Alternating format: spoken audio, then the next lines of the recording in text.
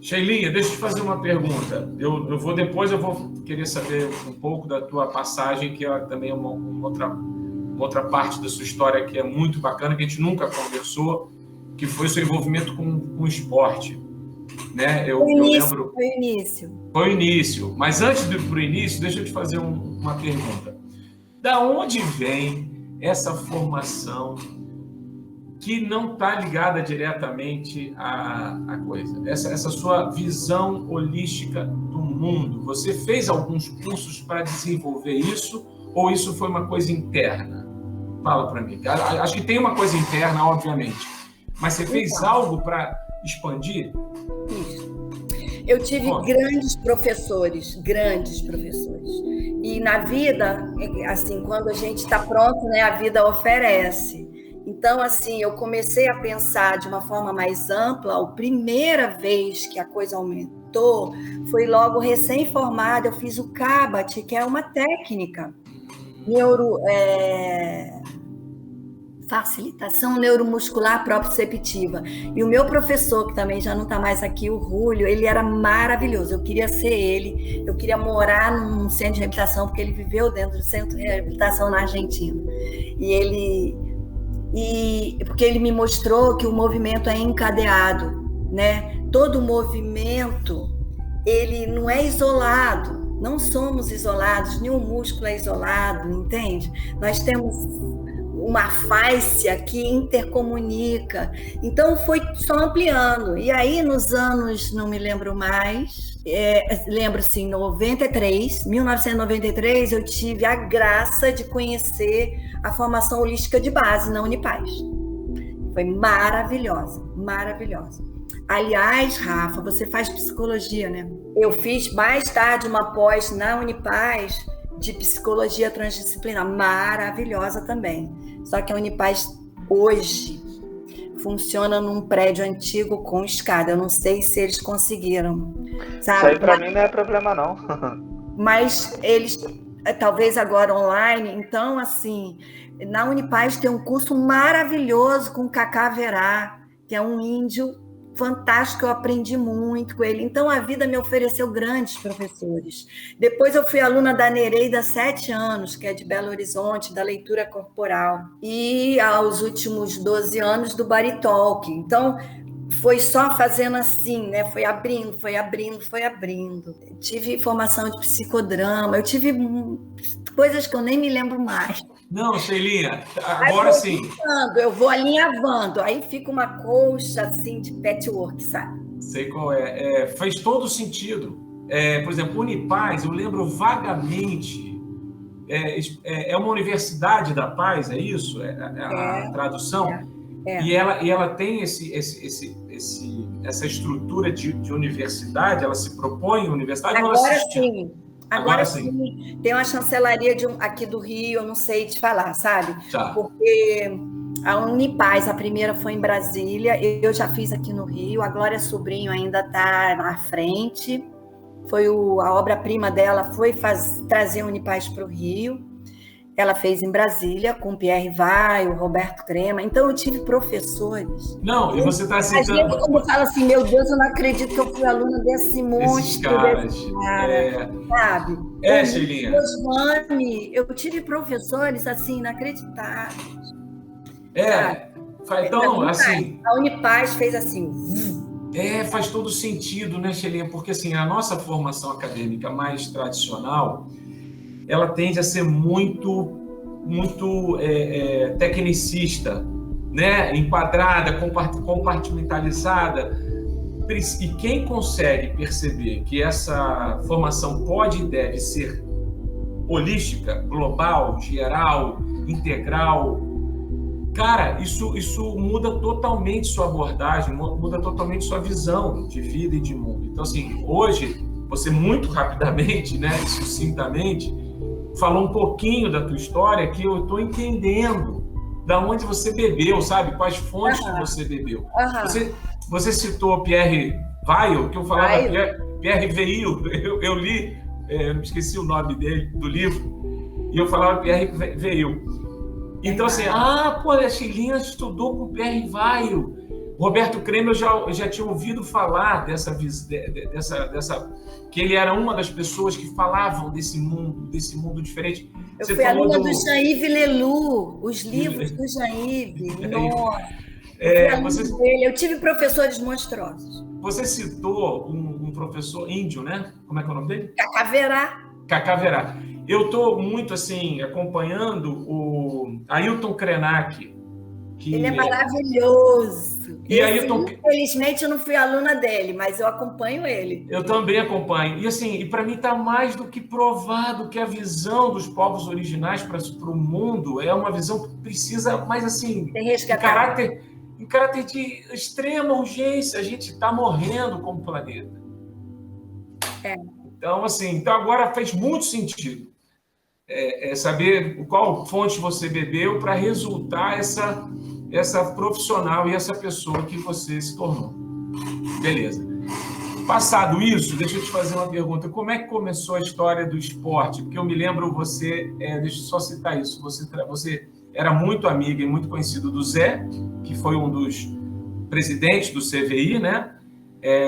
Que você comentou que ele faleceu recentemente, e ele jogava tênis, né, em cadeiras de rodas. Inclusive, por conta do Zé, tem um grande amigo que era o pai do Cadu, o Coronel Cerqueira, que também era praticante de tênis, e o Cadu era meu amigo de polo aquático, meu irmão.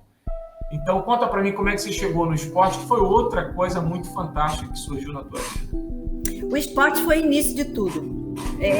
Como vocês já falaram aí, né, o esporte é movimento, e eu iniciei lá no clube dos amigos da BBR através do esporte. E aí eu queria muito, foi tão impactante que eu fiz vestibular para educação física. Passei, mas minha faculdade de fisioterapia era o dia inteiro, aí eu tranquei. Aí, quando eu fui fazer a outra, eu acabei encontrando um atalho e me envolvi no esporte como fisioterapeuta, porque eu queria era entrar no esporte. Eu sempre fui atleta de fim de semana, sempre gostei muito de esporte, mas nunca competi assim, só em escola. Minhas competições eram campeonatos escolares. Enfim, e aí no início dos anos 80, quando eu começo a me envolver com o esporte, eu tentei fazer, acho que no meado dos anos 80, eu desisti de fazer a formação, porque aí eu já trabalhava e estava adorando, e também a escola era quase o dia inteiro, porque eu tinha passado para a UFRJ e eu não ia parar de fazer o que eu estava fazendo para fazer outra formação. Eu tentei fazer o mestrado de educação física, eu fui rejeitada porque não era professora de educação física. Nossa. Mas nessa época, eu já dava algumas aulas em pós de educação física, em outros estados, por causa da história da classificação, que eu me envolvi na classificação, né? O esporte de pessoa com deficiência, ele passa por um processo de classificação, e quando eu iniciei era a classificação médica, que era uma coisa bem de teste muscular, bem de fisioterapeuta, mas eu também tive a sorte grande, a pessoa que inventou a classificação funcional, meu grande amigo, que não está mais aqui também, que era o Horst Strockendal, um alemão. Então, nessa época, em 1981, que foi a primeira vez que eu fui a Stock Mandeville, eu tive um grande encontro. A vida sempre me proporcionou grandes pessoas. Eu era toda bobinha, chegando, colei logo com a Nata, que não era Nata ainda. Não era. Veio a se tornar, né? Se tornou. A gente ficou amigo, a gente é amigo até hoje. Que bacana. Não, fala rapidamente, Sheilinha, sem querer explorar demais. Não, mas fala assim, porque eu conheço, né? Mas qual é a importância de Stock Mandeville? Então, mas deixa eu só falar uma coisa que é muito importante. O esporte no Brasil, naquela época, e eu acredito que até hoje, ele foi fundamental. Eu conheci pessoas por esse Brasil, nos campeonatos brasileiros, que nunca foram reabilitadas, nunca. Tudo que elas tinham era uma iniciação esportiva, alguma coisa no clube. Então, assim, no Brasil foi fundamental O esporte levou a possibilidade de muita gente se reabilitar, lugar que não tinha nada, nem nada.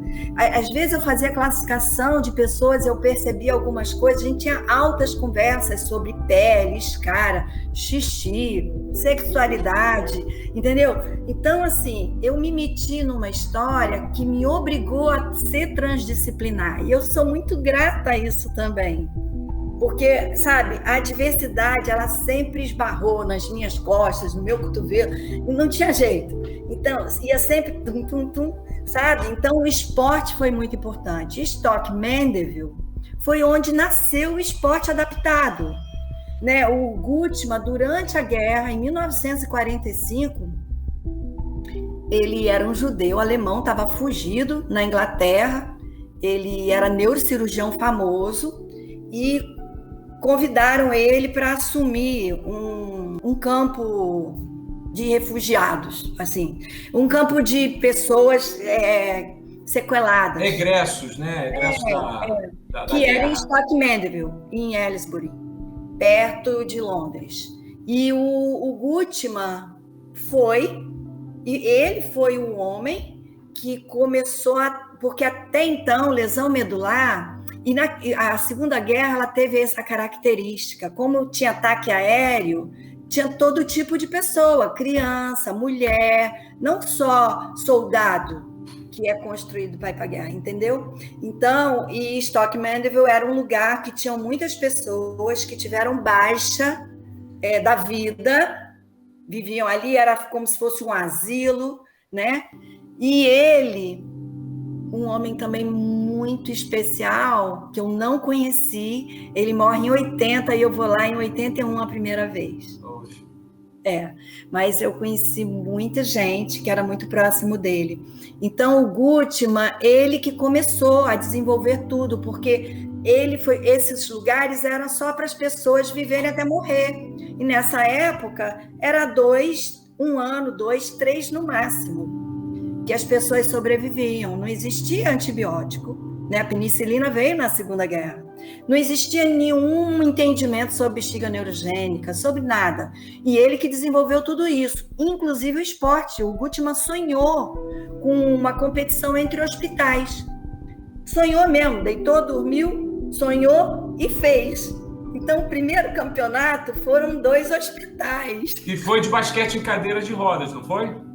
E não era bem basquete, era bola ao cesto. Bola ao cesto, sabe, aquelas cadeiras enormes com as rodas na frente, o paletó pendurado atrás. Eu tinha fotos fantásticas que eu dei para um amigo de Campinas. Que bacana. Porque eu fiz lá na biblioteca. Isso foi tão importante, os jogos, né? Fez tanto sucesso que isso foi, primeiro competiçãozinha foi em 45 e aí começou a ter. Em 47, nos Estados Unidos, paralelamente, porque um não sabia da existência do outro, começou também os rodas voadoras, que eram homens que... Era um jogo parecido com basquete, ainda não era o basquete. Entendi. Eles achavam que aquelas pessoas jogando e demonstrando podia, porque naquela época era proibido trabalhar pessoas com deficiência.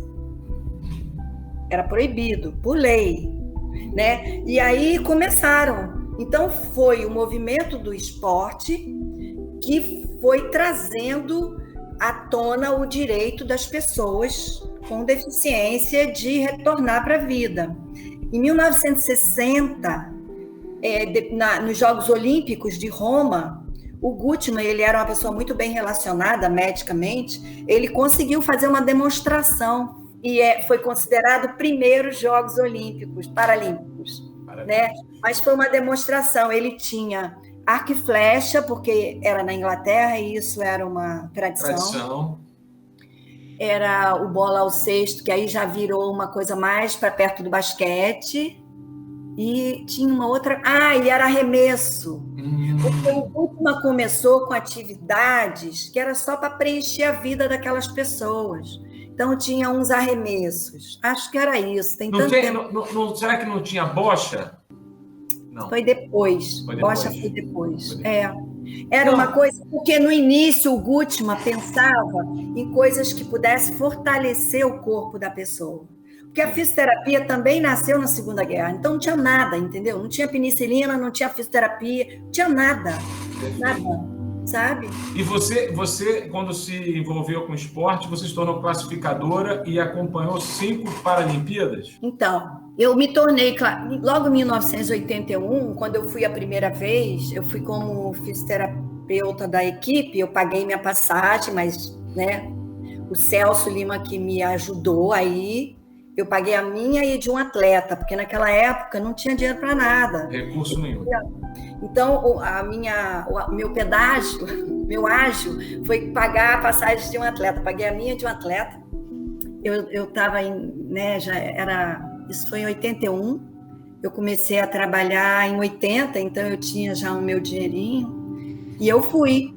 Lá eu fiquei doida, sabe, com a classificação. Colei sem querer na nata, que não era nata, era a escória, porque era quem queria mudar a história, entendeu? Mas o Roche era estudiosíssimo, o Bernard Courbarriot era fisioterapeuta, eles todos eram meio ou professores de educação física ou fisioterapeutas da equipe. E eu colei neles por ressonância apenas. Porque quem tinha força era o Dr. Maclan, entende? A gente era subversivo. Imagino. E aí foram 5, você acompanhou, aí a partir daí foram 5 jogos? Então, a primeira Olimpíada que eu fui foi em 84. Certo. Eu fui a alguns jogos internacionais de estoque. Então, estoque virou... na verdade, foi a primeira Vila Olímpica, foi o primeiro hospital de lesão medular, era um lugar, hoje não é mais, assim, hoje lá são jogos para principiantes mesmo, porque agora tem mundial de tudo, não existia, né? E lá era só paraplégico naquela época, e agora o esporte, por causa da classificação funcional, também pôde juntar todo mundo, né? A classificação ajuda a tornar equilibrada a competição. Sim. Mas, naquela época, eu ainda dormi nos galpões de guerra, sabe? Caramba! Que doideira! Muito legal. Doideira. Hoje não, hoje é tudo diferente, hoje é chique. Quem era do segundo mundo, terceiro mundo, sei lá que mundo. Nossa, que mundo que a gente era. A gente ia para os galpões de guerra. E eu adorei aquela loucura toda. Nem dormi. Eu não dormi o campeonato inteiro. Ficava adrenalizada. Tudo, e de noite eu conversava com todo mundo. Pessoas incríveis, atletas do mundo inteiro, várias visões de mundo. Eu não dormia, eu voltei igual um zumbi, porque eu não podia perder um minuto, sabe? Então, foi assim. E aí eu me tornei classificadora desde então. Voltei aqui para o Brasil, comecei a organizar a bagunça. Na época, nem existia a Bradecar, eu fiz parte da fundação da Bradecar, com Blanco. Entendi. Né? E assim foi. Mas em 88, então eu fui na Olimpíada de 84, que não foi onde era para ser. Era para ser em Los Angeles, né? Porque houve o boicote e tal, era para ser lá, não foi? Não foi. Foi em Stoke Mandeville. Foi separado, foi só de deficiente físico. Então, cada deficiência foi para um lugar por causa de um boicote. Sim, sim. Depois eu fui na Olimpíada de 88, e aí que eu fui testada e eu virei classificadora funcional. Maneiro. Na verdade, como houve resistência de muitos lugares e de implantar a classificação funcional, porque os médicos seguravam a classificação médica. E aqui no Brasil, como a gente não tinha isso, foi um dos primeiros países que implantou a funcional. Eu trouxe meus amigos aqui em 89, eles fizeram uma revisão da minha classificação. Então, foi assim. O Brasil, para eles, era importante. O Brasil era um país muito importante na Federação de Basquete de Andante. O basquete de cadeira de rodas sempre quis ter um assento lá, sabe? Entendi. Nos Estados Unidos, não estava nem aí. Não, para quem nos escuta, para entender melhor o que é classificação, Sheilinha me corrija se eu não for preciso, qualquer modalidade esportiva praticada por pessoas com diferentes limitações, é necessário criar uma forma de classificar para que a coisa não fique, para que todos possam participar e para que não haja grandes injustiças na força das equipes. Então, pegando o exemplo do basquete, numa equipe de basquete existe uma classificação X, que é uma pontuação X, que na mesma equipe foi criada uma estratégia que você tenha pessoas com maior grau de lesão e com menor grau de lesão. Então, quando você vê todos em uma cadeira de rodas, você pensa que todos são lesados medulares, mas não, às vezes tem um que tem uma pequena amputação de alguma parte, assim, às vezes é um dedo do pé, e aí ele vai ter uma classificação por aquilo, ele vai ter uma pontuação alta, e, consequentemente, não dá para ter vários amputados, porque eles seriam só um, né? Seria um privilégio em relação a, se calhar, né, de uma equipe ter 5 pessoas amputadas jogando numa cadeira de rodas, é uma vantagem com relação a uma outra equipe que seriam só de lesados medulares, que tem alguma diferença de força abdominal, controle corporal e tal. Então, a classificação é isso, é o estudo da potencialidade do atleta para colocá-lo dentro de uma pontuação para não haver uma grande discrepância de forças entre as equipes. E a Sheila, então, participava desse grupo de classificadores que acompanhava nas Olimpíadas a classificação de todos os atletas, né? Se você me permite falar, Sheila, eu queria muito que você tivesse presente na questão de classificação, porque eu, durante uns 4 anos, eu treinei na natação para competição. E houve essa classificação e eu fui classificado da forma mais errada possível. Me botaram num grau de classificação que era basicamente isso, assim, a diferença de alguém amputado de alguém que já nasceu com essa questão, entendeu? Aí, conforme você tá explicando, eu falei, olha, né, gente, se eu tivesse a Sheila aqui, né? Se eu tivesse... Então, Rafa, e você sabe, na minha opinião, a classificação na natação funcional é das mais difíceis. Primeiro, porque todo mundo pode nadar.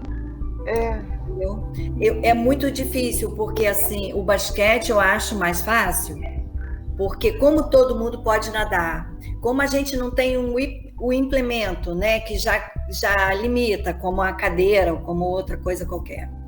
Na água, né, com deslizamento e com, enfim, eu fiz classificação na natação quando era classificação médica, e que era bastante injusta, porque a gente testava a pessoa na maca, né, e não no desempenho, né? Isso, não tem nada a ver. Mas é dificílima. Agora, eu tenho uma amiga, que é uma classificadora internacional, eu posso pedir a ela, talvez... Você conhece a Jaqueline Penafor? Não. A Jaque pode ver. Mas hoje eu não tô mais nadando, entendeu? Eu tô aposentado. A pandemia me deu uma sequela aqui na área da barriga, entendeu? Aí pra voltar a nadar fica difícil. Mas é que eu sempre lembro disso, entendeu? Quando falam de classificação, na natação tinha aquela questão do S1 ao S6, se eu não me engano. Natação até S10. Isso. E aí, assim, se eu não me engano, quanto mais alto o número, menor era o grau, correto? Não, o S10 tinha pouquíssima limitação. Isso, então, exatamente. Eu era classificado como S6, S5, S6 que eu era classificado. E calhou de eu competir com alguém que era no mesmo nível, que o cara só tinha, assim, ele sofreu um acidente e perdeu a movimentação das pernas. Só. O tronco, assim, comparado ao que eu tenho... Não, é assim... porque assim, o que acontece? Então, aí o Rei pode falar melhor do que eu, porque dependendo do estilo, né, se é... Crawl, peito... A perna é mais ou menos importante, por isso que a natação é dificílima. Classificação funcional. E eu acho, sinceramente, que até hoje eles se esperneiam lá, entendeu? O que eu vejo, eu não sabia assim, eu não sei de detalhes da história do Rafa, mas o que eu vejo é que com certeza pode ter acontecido um erro. Sim. Mas talvez não. Se for avaliar o Rafa, as capacidades do Rafa e a capacidade desse rapaz, talvez elas se equiparem mesmo. entendeu? É difícil, Rafa, sabe? É difícil. Agora, é difícil. verdade, muitas vezes eu fui condenada por alguns atletas que ele achava que quem tirava a possibilidade dele de competir era a classificação. E não é. O que acontece é que nem todo mundo vai se tornar um atleta de ponta. Isso é verdade. Por exemplo, eu sou esportiva, sempre competi, nunca e não seria atleta top, nunca, entendeu? Eu não tenho habilidade para isso. Eu tenho condição física para desempenhar, mas não para a questão ter sido uma atleta de alto nível. A questão essa compreensão às vezes fica nas costas da classificação, entendeu? Assim, eu não sei se isso entra. Assim, acho que você é a melhor pessoa que vai poder avaliar. Por exemplo, a minha deficiência, ela atinge o corpo inteiro. Todo o meu corpo, até os órgãos, eles são, anatomicamente falando, eles não são aquele padrão. Por exemplo, a minha mão, a articulação da minha mão para aqui. Eu não consigo fazer essa mão para natação, ela é importante, né? Então, a mão do outro rapaz, ele era totalmente aquela pá para poder puxar. Então, assim, eu acredito que numa avaliação isso entra em consideração. Lógico. Um outro ponto é a massa muscular. A minha deficiência, ela impede de eu desenvolver massa muscular. A síndrome de Escobar, de acordo com o meu médico, aí, assim, foi o que eu perguntei para ele, falei, doutor, assim, a minha massa muscular, ela é muito pouca, entendeu? Meus braços, eles são fininhos. E o meu médico falou, olha, isso tem a ver com as suas deficiências.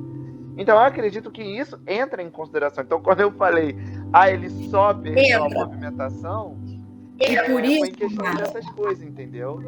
E é verdade, por isso que na natação a classificação funcional é a mais complexa na minha visão, que todo mundo pode nadar, mesmo quem só tem um movimento aqui, assim, pequenininho, pode cair na piscina e se deslocar, sabe? Então, isso torna uma gama, né? Uma gama de possibilidades muito complexa. De pessoas. Muito Agora, eu concordo com o Rei que nem todo mundo que nada talvez tenha um lugar justo no caso de ser competitivo, sabe?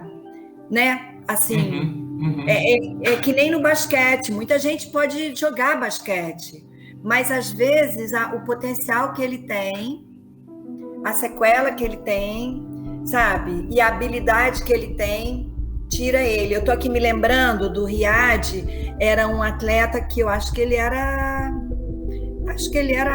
artrogripose, eu não me lembro. Ele era um francês africano. Ele não tinha, sabe, a mão, e ele jogava basquete na equipe da França. Mas ele era o bicho, sem bola. Ele era o cara que fazia bloqueio, e ele, para a pontuação dele, ele desequilibrava, entendeu? Mas para finalizar, a mão dele, sabe? Então, assim, mas o Riad, ele era feliz com a classificação dele, era bem justa, ele deu um trabalho para a equipe internacional danada, né? Para encontrar aquele lugar justo para ele, para todos os times. Mas ele era bem diferente. E na finalização de bola, o Riad não era. Ele chutava, ele fazia cesta, mas ele não tinha precisão por causa da mão. Mas ele, com a cadeira de rodas, era o bicho, sabe? Ele era. Então, apesar de um gravíssimo, assim, um gravíssimo grau de comprometimento, ele desempenhava com a cadeira uma grande função e atrapalhava muito o adversário, né? Ele criava muita dificuldade. E eu acho que isso é como na sociedade, né? Às vezes a gente parece que tem um grau enorme de limitação, mas a gente desequilibra, porque em outra área a gente arrebenta. Né? Então, eu acho que é na vida. O esporte, ele reproduz o que pode acontecer na vida. É um micro ensaio, né? Mas o esporte de alto nível, né, Rei? Ele é para poucos. Ele não é mais esporte, ele é uma profissão, ele é uma coisa. Ele é um trabalho árduo que deixa sequela pra caramba, que a gente gasta o corpinho, enfim. É uma outra live. É outra. É outro programa. Sheilinha, então a gente está chegando já num tempo e eu quero caminhar para o nosso final. E assim, eu tinha planos de dar uma invertida, né, de fazer um bate-bola no início, mas eu achei que ia quebrar totalmente o clima da gente e vou deixar para o final. Antes desse bate-bola, eu queria te deixar um espaço bem tranquila de tempo e de tema de alguma mensagem que você queira deixar para a gente, né, para todo mundo que tiver acesso ao nosso vídeo. Fala aí para a gente, deixa uma mensagem, o que o teu coração mandou. Tá. Eu acho que essa forma de vocês estarem conduzindo é um suporte entre pares, né?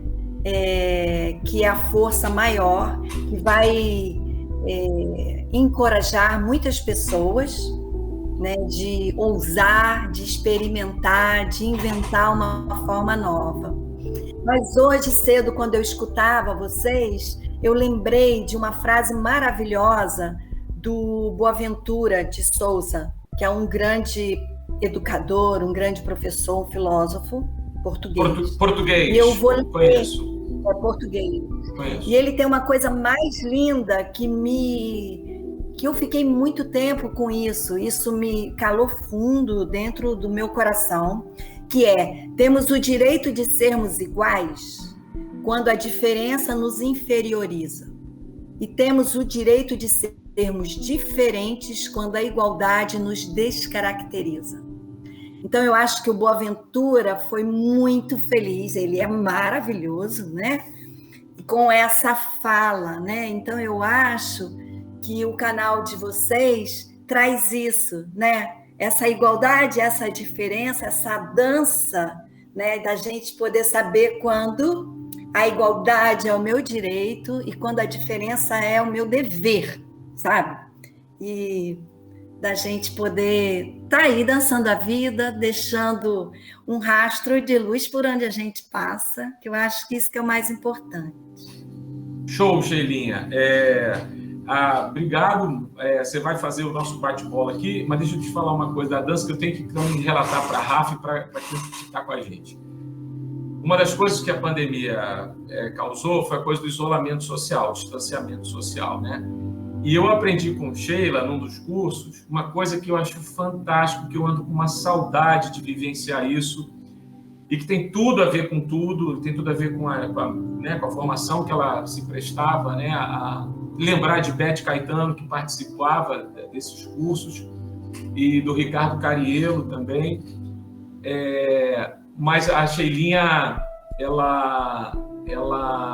uma das vivências que ela proporcionava para a gente é a coisa da contato e improvisação, que nada mais é, Rafa e demais, assim, nada mais é do que uma experiência de dançar aonde assim, tem que estar os corpos têm que estar sempre em contato.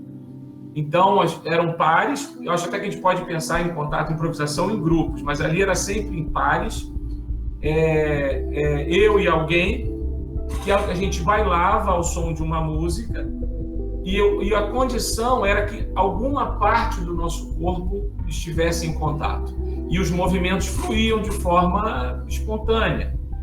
E então, assim, no momento numa época que eu aprendi o quanto que o contato era importante, era forte, o quanto que o ato de tocar em alguém tinha um significado tão, tão importante, hoje a gente não está podendo tocar, né? Então, a coisa da dança que a Sheilinha falou, que ela trazia sempre isso, essa coisa da dança, né? Eu queria contar essa coisa do contato e improvisação, que era fantástico, era uma vivência deliciosa e de amor, né? E de amor e de contato. Fala aí, Sheilinha, se você queria comentar alguma coisa. Me deu até saudade, né? Não é? Assim, contato e improvisação, me deu saudade da minha amiga Beth. A Beth era uma bailarina clássica quando ficou tetraplégica. Perfeito. E a gente descobriu contato juntas lá em Berkeley. né? A gente fez parte de um curso com Bruce Kurtz, também uma pessoa interessantíssima, e a gente aprendeu o contato improvisação, e a Beth é que trouxe, né? O contato improvisação, que hoje o pessoal da Escola da Angel, eu acho que eles seguem com essa experiência, inclusive com pessoas com deficiência, né? Então, é uma técnica maravilhosa, e que todo mundo, e da gente escutar o próprio corpo e o corpo do outro, né? Então, a gente aprende muitas coisas, é magnífico, parece uma roda de capoeira, né? Lembra uma capoeira. E você falou de escutar o corpo do outro, porque de acordo com o movimento do outro, você, né? Você tem que ir, reage. Tem que voltar, reage. Mas então, reage, não é uma competição, é exatamente uma cooperação. Cooperação. Né? E aí eu estou me lembrando, Rei, que naquela época, na aula, eu não falava quase inglês, e eu me lembro que tinha uma paralisada cerebral com uma sequela bastante grande, severa, e depois da aula, ela falou tão emocionada, eu não entendi nada do inglês, mas eu entendi tudo com o coração, eu chorava, que foi a primeira vez que ela tinha sentido o corpo a partir do toque do outro, mas que não era para cuidar, sabe? Ela já tinha bastante idade. E ela falando aquilo do prazer de ser tocada e do prazer de compartilhar o toque. Eu chorava, eu não entendi nada, mas eu entendi tudo. Eu não entendi com as palavras, mas eu entendi. E foi aquilo mesmo, que depois eu fui atrás de alguém que falava português e que falava inglês e pedi, me conta os detalhes da fala dela, pelo amor de Deus, que eu já traduz. Entendi. E o contato e improvisação é isso. Então, a gente fez um curso na Universidade de Berkeley e era um grupo que tinha todo tipo de deficiência, inacreditável, né? Eu e Beth lá embolada com eles, e a gente escutou coisas incríveis naquele curso, eu e Beth, minha amiga. A Beth já era bailarina, né, antes. Sim. E a Beth resgata a dança a partir do contato e improvisação lá na Califórnia, e ela voltou e ela fez tudo, até dança performática mesmo. Ela, sim, eu fui uma apresentação. Eu fui uma apresentação da Beth. Aquela frase, sua limitação não é o seu limite, é da Beth. É da Beth, não é sua. Então, hoje fizemos uma retificação merecida. Beth Caetano, minha amiga. Beth Caetano, linda, mó barato. Me ensinou muita coisa. Imagina. Enfim, que pena, né? Que pena que ela partiu, mas deixou essa saudade, esse amor na gente. Shelinha, vamos ao nosso bate-bola. Eu tive uma sensação, Shelinha, que se você tiver tempo, né, mais para frente, vai ser muito bom ter você de novo para a gente falar sobre coisas mais específicas, do tipo assim, sexualidade, sabe? Eu me lembro que no curso que a gente fez, né, você não só abordou o tema sexualidade tecnicamente, tal, de uma forma holística, como você também dava oportunidade de convidados seus falarem sobre. Então, eu me lembro do depoimento de um homem, tetra, eu não lembro o nome dele. Ricardo Cariello. Não era o Cariello. Foi no CVI. O Cariello era em Niterói. No CVI, você convidou um outro amigo, tetra, que falou do beijo, que falou do valor do beijo que ele descobriu após a tetraplegia. E ele era meio playboy, assim. Ele tinha um jeitão meio playboy. Garotão, devia ter, na época que ele fez a palestra, devia ter uns 25, ele tinha uns 30. E ele falava também do prazer, né, do prazer do corpo, a coisa do mamilo, que ele, pela primeira vez, a namorada dele deu um beijo e tal, e que isso foi fantástico, que ele nunca tinha descoberto, as áreas erógenas do corpo. Não lembra quem era? Lembra? Não, né? Imagino, mas assim, eu sei que você vai poder trazer muita coisa bacana para ajudar a gente a expandir, quem nos escutar. E relacionados, assim, não só a pessoa com deficiência em si, mas sexualidade, né? Direitos, enfim. Se você puder, tiver tempo, vai ser muito bom ter com você de novo. Beleza?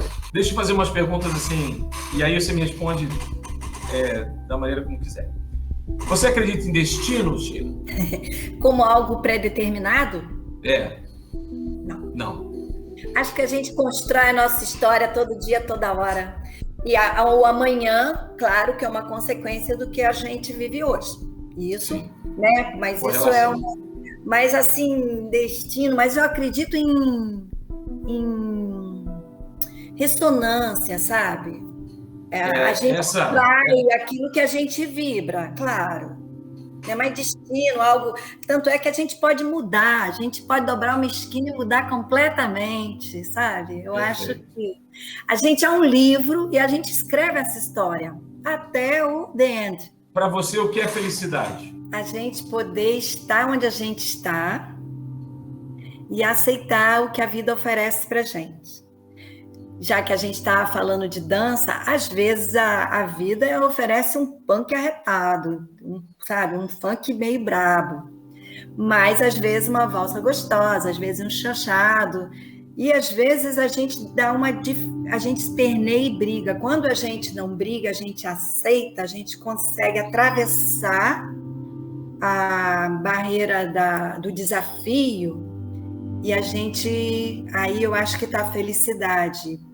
A gente descobre algo que aquela confusão pode estar trazendo à tona, né? Então, eu acho que é uma aceitação do que a vida oferece para a gente poder ser a nossa melhor versão. Beleza. E o que te indigna? O que te indigna na vida? Uma coisa que te indigna, que vem à sua mente? Aí muitas coisas, socorro. O que eu vou escolher? Me indigna a injustiça, seja lá qual for. Seja qual for. Eu fico louca, mas eu viro uma jaguatirica arretada. E você acredita em Deus? Claro. Não como uma pessoa sentada, né, julgador, nada disso, mas como uma grande consciência, uma consciência que habita todos nós, né? Beleza. E fala para mim um sonho que você tenha, não os que você realizou, um sonho que você tenha. Um sonho? É tão difícil, assim, nesse momento eu estou realizando um sonho, que é viver na mata, entendeu? Tá bom. Tá bom, assim. Você não pensou ainda no próximo, mas já está realizando um fantástico. Estou realizando, estou no auge. Assim, eu gosto muito da natureza, porque eu acho que a natureza desperta a nossa natureza. Eu estou vivendo um grande sonho nesse momento, que é estar muito, muito perto da natureza. Perfeito. E isso é muito nítido, Sheila. Assim, a gente nunca tinha conversado sobre isso, mas assim, eu pensei, você acha que Sheila tem vontade de morar no mato? Eu falo, com certeza, ela é um serzinho da natureza. Ela é meio que adoro conversar. Um vagalumezinho. É um vagalumezinho que leva a luz. Bom, Sheilinha, para fechar, assim, você teria algum lema? A gente falou da frase da Beth, né? Beth. Você tem algum outro lema, uma frase, alguma coisa que você carrega dentro de você como um talismã para a gente compartilhar com as pessoas que estão nos assistindo? Uma frase, um pensamento, alguma coisa que... Como você citou Boaventura, né? Assim, Você tem alguma outra frase forte na sua vida para compartilhar? Você teria? Teria. Tenha coragem de ser quem você é. Então é isso. Terminamos por aqui. Muito obrigado, Sheila. Amei nosso reencontro. Rafa, obrigado também. O que foi fantástico te reencontrar, Sheilinha, além desse momento maravilhoso, é porque você me reconecta também com coisas que estavam meio distantes, entendeu? Assim, as atribulações da vida, o pão de cada dia, vai te distanciando de coisas que naquele momento lá atrás faziam tanto sentido, entendeu? Vai na direção da sua alma. Ela sempre vai levar a gente num lugar muito importante. Ih, chorou aí. Finalmente conseguiu fazer a Reinaldo chorar.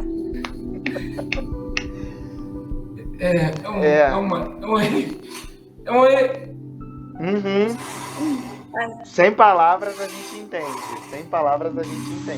É igual você falou, Sheila, da moça lá que você não entendia o idioma. Deu pra... Quando a gente fala com o coração entende em outros idiomas.